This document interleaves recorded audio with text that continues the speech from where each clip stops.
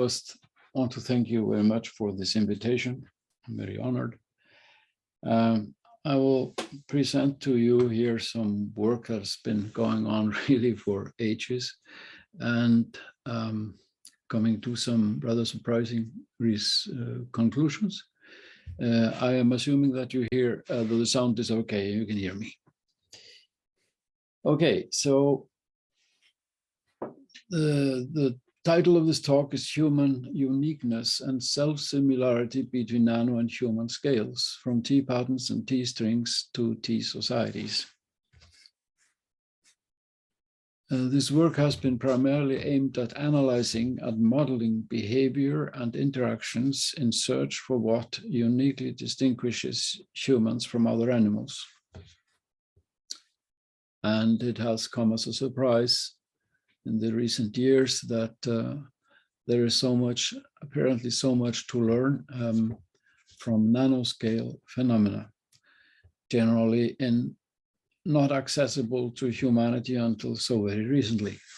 So we should not be surprised if the great thinkers of earlier times couldn't make talk much about that, because there was practically no knowledge of it. So, on uniqueness of modern mass social humans. Humans are mostly now live in big cities and big cities, big societies. So this work has, since the 1960s, been inspired by the biology of behavior, ethology, of Desmond Morris and Nico Tinbergen, the latter sharing the Nobel Prize in Physiology and Medicine with Konrad Lorenz and Carl von Frisch in 1973. I started very early, all the way back to 1975. I wrote a thesis on communication and social organization in social insects and primates, humans included. It was just a BA thesis, 80-page thesis at the University of Copenhagen. And then there was this medal thesis, the human ethological probabilistic structural multivariate approach, actually to the interactions of children, which was typically the subjects of ethologists at that time, ethology, the biology of behavior. This talk here is essentially based on a paper that happened about 40 years later, a recent paper, 2020, called T Patterns, External Memory and Mass Societies in Proteins and Humans. In an eye blink, the naked ape became a string-controlled citizen. This is physiology of behavior. It is a gold, open access, and free paper. Here, a quick presentation overview. In a few words, there are a few words about the theoretical and empirical origins of this work, about temporal T patterns and interactions among humans and animals, individual neurons in networks, in brains, T strings, spatial T patterns on physical strings, T strings, external memory and mass social self-similarity, the victory of DNA, text, and mass societies at nano and human scales, the human explosion, that is this human knowledge, science and technology explosion, happened in a biological eye blink. We're talking about thousands of years.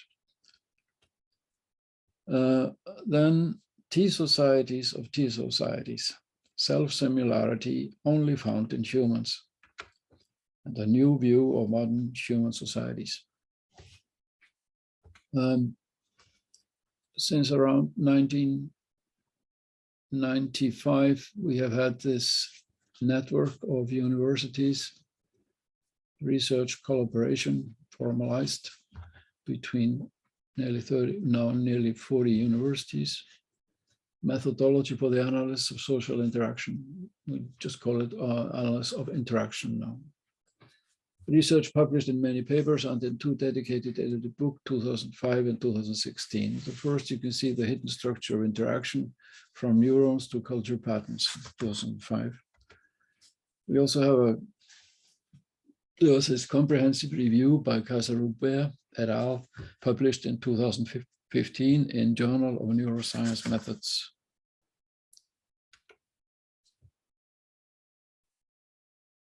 And finally, discovering hidden patterns in behavior and interactions, T-pattern detection and analysis with theme, 2016. Springer book.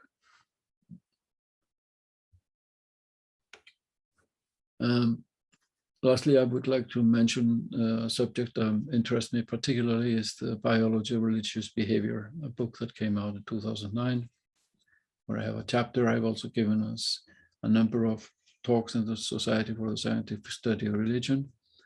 I understand it's the biggest such organization or conferences that circulate around cities annually in the US. So there have also been decades of collaborations with universities of Chicago, Paris, Barcelona, Cambridge, and the Museum of Natural History in Paris. I also worked as an invited professor at the University of Paris and at the Museum of Natural History in Paris. What is self-similarity and the biology of behavior? Self-similarity when a whole and at least one of its parts are similar.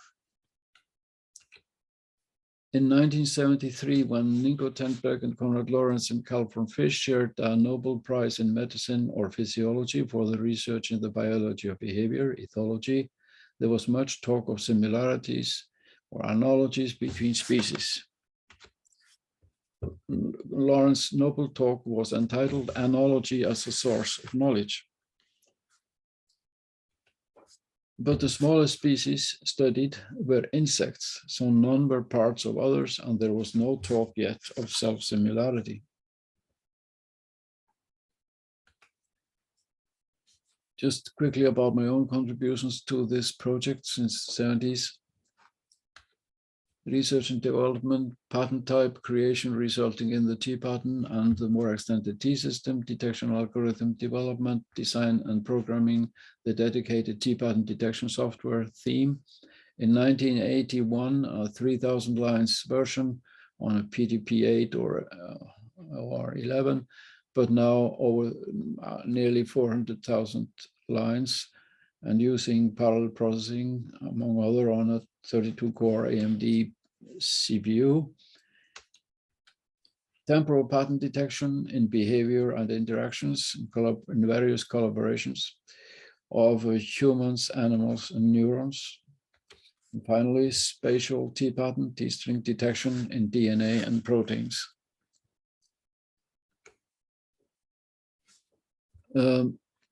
This project in very early involved analysis of children's interactions. As you can see here, this cloud of points represent 13.5 minutes diet between 2 children. There are 82 different ethological event types, beginning and ending, something being 2 different events. And they are about the same number for both children. These children are playing together with one toy in a room split with a transparent screen under which they could transfer the object they were playing with. They just had one of them. So they had to share, and they could go on with this game as long as they wanted, and then they could just stop. So at this time, in the late 70s, there was not much progress in finding so-called sequences in such data. The statistical software on mainframe computers was easy access, but they had not been developed. The software had not really been developed for this kind of thing. So both adequate models and software were needed. This is how gradually this model has developed it over a very long time. You could call it today a pseudofractal object repeated with significant translation symmetry. You can see here, pointer. This is the pattern. The axes are the behavioral events or other event types on any one dimension, for example, a molecule. And the dt here are the approximate distances between the axes that are characteristic for this pattern when it occurs. It can also be noted like this, where the approximate distances are replaced by their variations intervals, the characteristic variation intervals when the pattern occurs. Also called critical intervals. I think somebody has a mic open. There's a little bit of noise, I don't know. With X as an even type or a T pattern itself, it says recursive. The general term Xi separated by D1, D2 interval followed by Xi plus 1 means that within occurrences of the pattern after Xi occurring at T significantly more often than expected by chance, Xi plus 1 occurs within interval T plus D1, comma, T plus D2, called a critical interval. These patterns are hierarchical and self-similar. There is always the same kind of critical interval relating its parts, and it is such a pattern can be recursively split into a statistical binary fractal tree with critical intervals.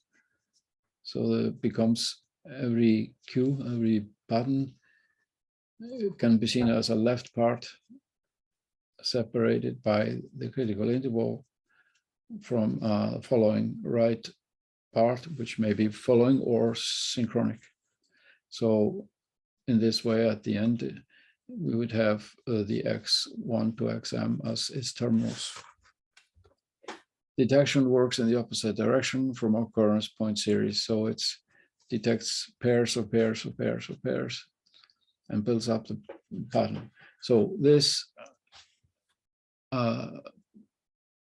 T-pattern detection algorithm at that time in the beginning called temporal configuration analysis. But since it has now, it was then generalized to patterns on any one single dimension, the name was changed to T-pattern.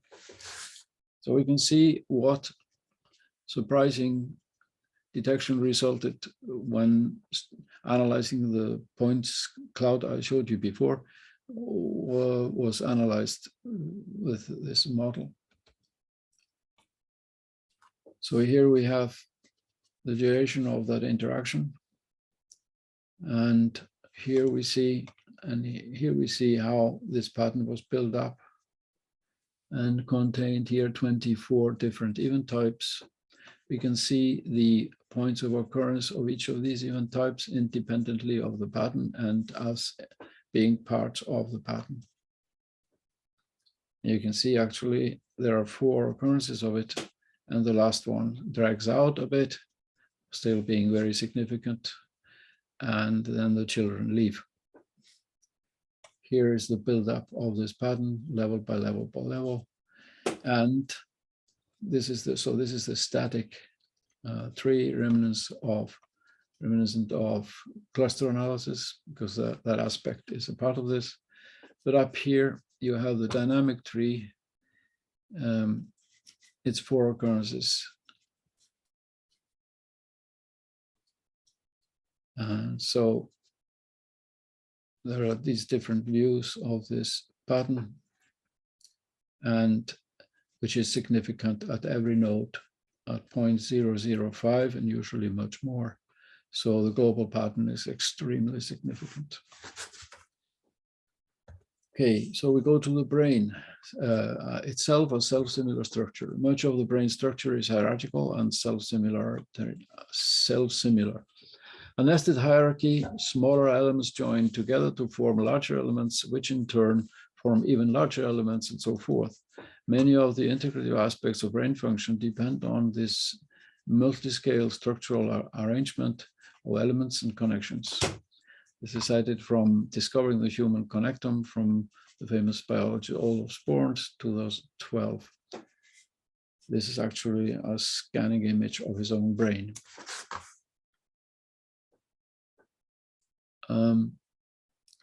So we decided to analyze data from chips in rat olfactory bulb, brain and neuronal interaction networks.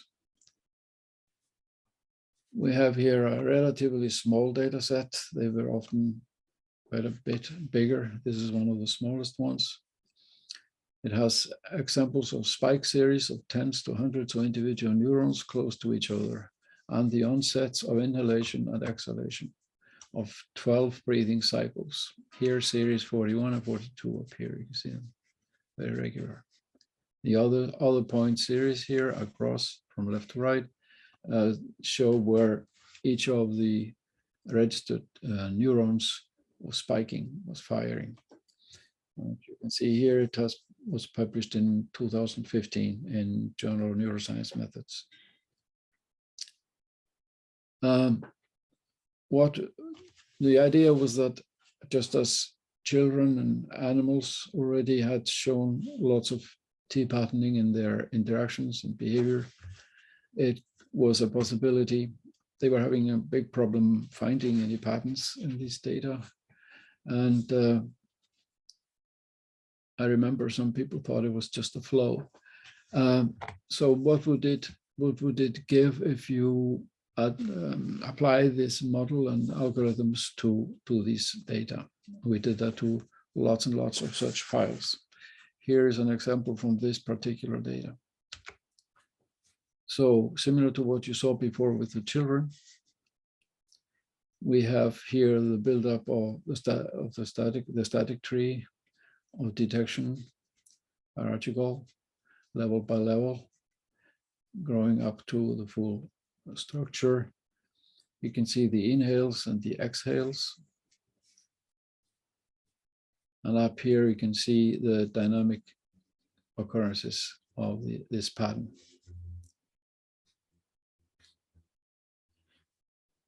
And then let's look at self-similarity again.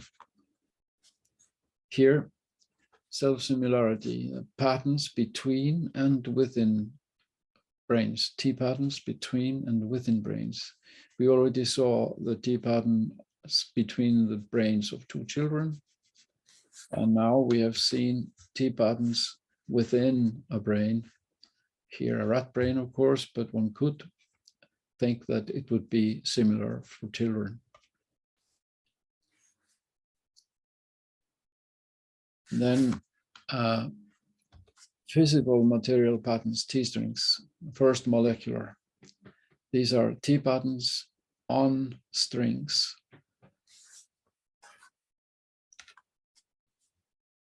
So it came as quite a surprise to see an image of, in a classical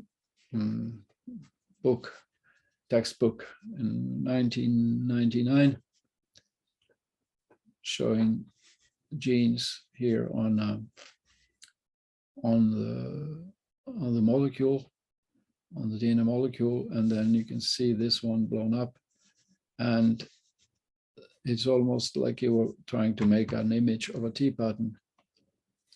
Genes as exon on a flexible molecule separated by characteristic but meaningless DNA segments, while the exons are themselves T patterns of smaller patterns, possibly only around 2000, occurring in various combinations, according to the famous biologist Dennis Noble, 2006. But we know that each gene is reflected in a protein. So analysis of protein sequences give an idea of also indirectly the structure of these, the T-pattern structure of this DNA genes. And lots of proteins were analyzed, and here's an example of one T-pattern detected in a protein sequence. Here you see the buildup as before of the cluster, and here we see where these patterns occur. Here, missing by coincidence is the dynamic patterns above, which should actually have been presented here. Sorry about that. This is the protein Q55GUO, and as the behavior both in neurons and in humans, they involve bursts. When there is a dotted line here connecting the parts, that's because they come sometimes in bursts, rapid bursts. See the letters, the amino letters, amino name is here. Okay, but to make things faster, more efficient,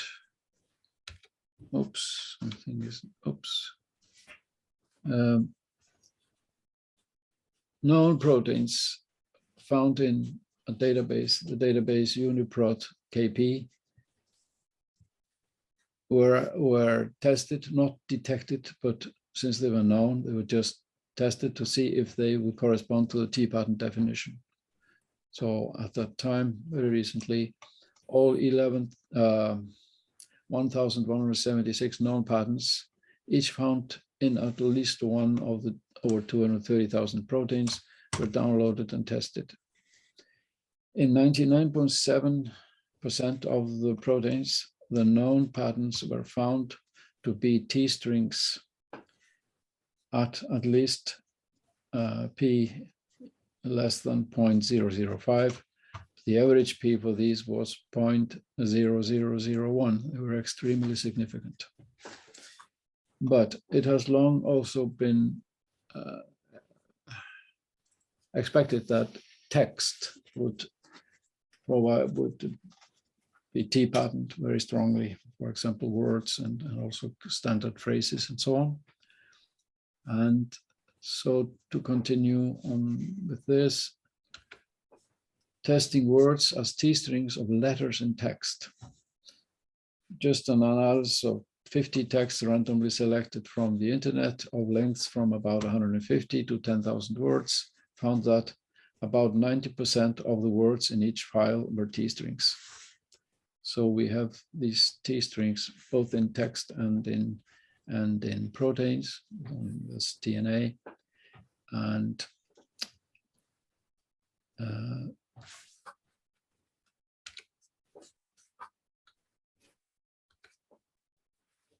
now we go to what is tempting to call a human explosion. This knowledge explosion in humans.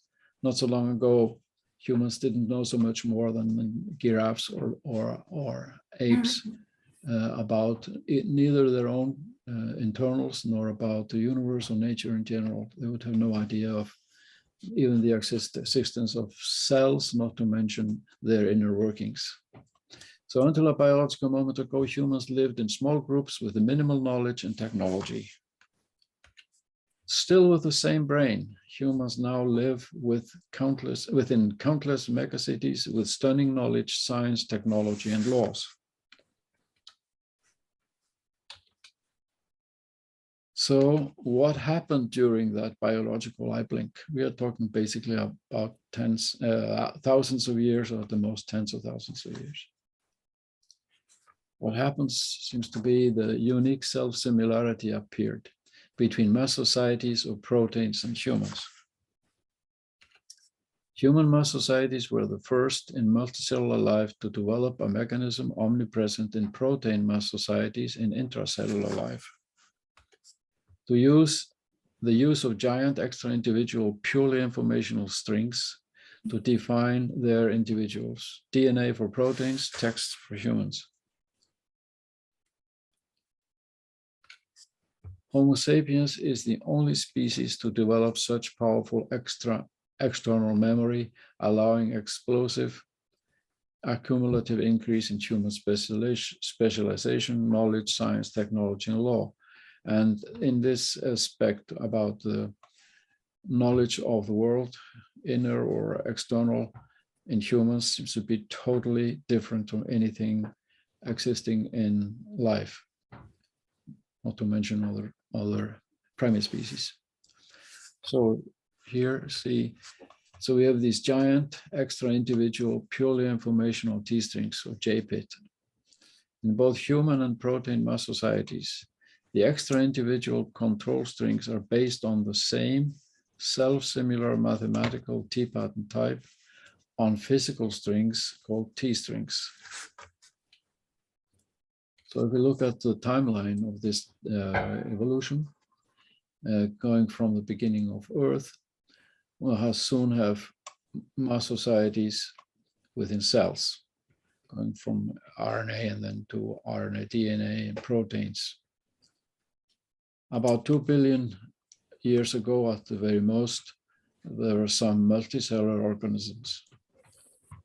About 600 million years ago, there was the Cambrian explosion. I'm using the word here also for the human explosion of multicellular animals passed to the scene en masse. Then, only about 200 million years ago, insect mass societies appeared, but let's underline they are the only real mass societies among animals other than human societies, counting the individuals, tens of thousands and even millions of individuals, even tens of millions. But then, very suddenly, humans appear with their mass societies, and humans appear. You can say whether it's about 10,000 years ago or maybe 20, depends on how you look at it. And they have these JPIT in texts. They evolved texts. So we have, and look at that a little bit closer, mass societies and T-strings. For first, similarities, what was very much talked about, or analogy. So we have bodies, whether they are ants or humans, for example. They are a kind of societies of cells, sometimes looked at that way. You can see they are similar in that way. And then we have societies of bodies, cities, for example, hives in ants and cities in humans. They again have lots of similarities. But what really happened then is this. The human societies, mass societies, had similarities with their cellular components in the way that I specified before. They use JPITs to specify individual specialists or citizens. So only here you have the self-similarity. It's not here. And you can look then at how this happens. Forming citizens in protein and human societies. We have is the ribosome, should it be considered a factory or a school, or a school? It is somewhat surprising that among people who talk about cell city, they still talk about ribosome as a factory, not a school. But you can see here, on one side, we have the T-stringome, the genome within cells, and here the T-stringome, the textome, all the text within a cell. So the DNA within a cell, here all the text within a city or society. Then parts of each goes into respectively ribosome or some kind of school in a broader sense. And the output is specialists, either in the protein society or the human society. So various subsets of the society's long stringome, T stringome, are used by shapers to create specialists, which seems to suggest that the ribosome should at least as much be considered as an educational system rather than a factory. Well, then we come a little bit to this amazing phenomenon we call religion, where different subsets of humans have very, both similar, but also extremely different ideas about how everything came about and is controlled and etc., etc. We all know about that. So we have these massively copied and distributed holy J-bits, often with as a promoter string, the name of an omnipotent, invisible primate alpha male. So we are back to really very clearly to our primate origins. So we have a holy J-bit X, some holy book, and assisted by specialists, it is presented to an individual where the brain patterns are, some brain patterns are established relative corresponding to the patterns here. And it very often produces an individual ready to die and kill for religion X. So for human mass social behavior, the importance of text and copying technologies probably can't be overestimated. And what has often surprised even people in the science of religion, this here is true. Half of humanity now adheres to either one of just two such T-strings, the Bible and the Quran. Half of humanity, which is now nearly 8 billion people. And that has evolved as populations have become bigger. So mass societies based on external strings, T societies, only found in proteins and modern humans. T-social self-similarity, that is, T societies made of T societies, only found in modern humans. So finally, there seems to be a definition of something that is uniquely human. It is not found in any other species and is so clearly related to what seems to have an explosive importance for human development, human evolution. And that then we call about, we talk about cultural evolution.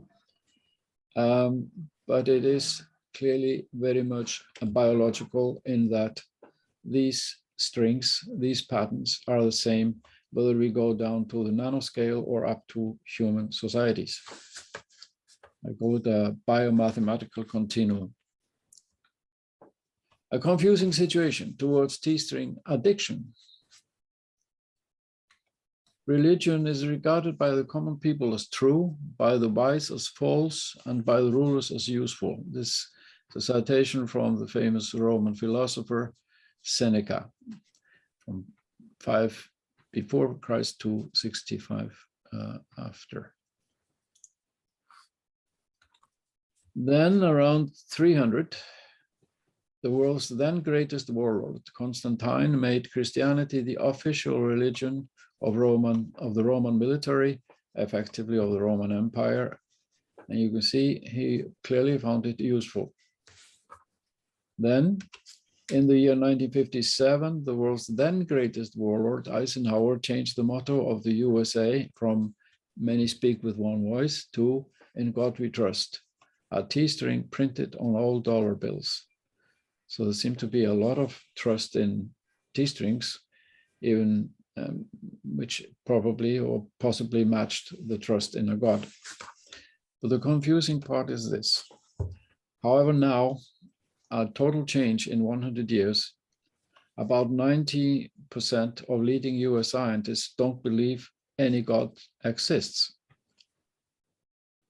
In the beginning of the 20th century, only about 15% of leading scientists were atheists, and now they are next to all of them. And now there is still much worry about irrational thinking and behavior in a pandemic. Even if the leading scientists have changed like that, the population in general has not. Just before we end, here is an example of behavior without neurons based on T-strings. And we should note that similarities across many orders or magnitude of time, size, and levels of biological organization suggest fundamental aspects. Now in mass societies of walking and working molecules. Oops. This should show a molecule walking on a string, but sometimes the video doesn't work on, and it doesn't hear for some reason.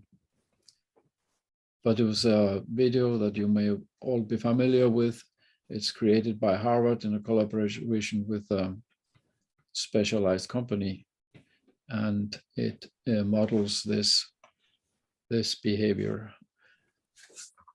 So to finish, conclusions on human mass societies. It looks like intracellular research at the nanoscale may revolutionize the way humans see themselves and their modern mass societies, certainly with omnipresent T-strings that have made it all possible and both enable and control them. And let's remember again that most of humanity's thinkers, even all the way up Freud and so on, did not have any access to this kind of information. While individual humans descend from other primates, apparently the very recent human mass societies descend from those of nano creatures, polymers or proteins, using analogous patterns and mechanisms. Modern human mass societies are based on giant T-strings, that is, external physical material memory, since notably some 5,000 years ago, Sumerians, using clay, and since a few decades, silicon, materials plentiful and cheap.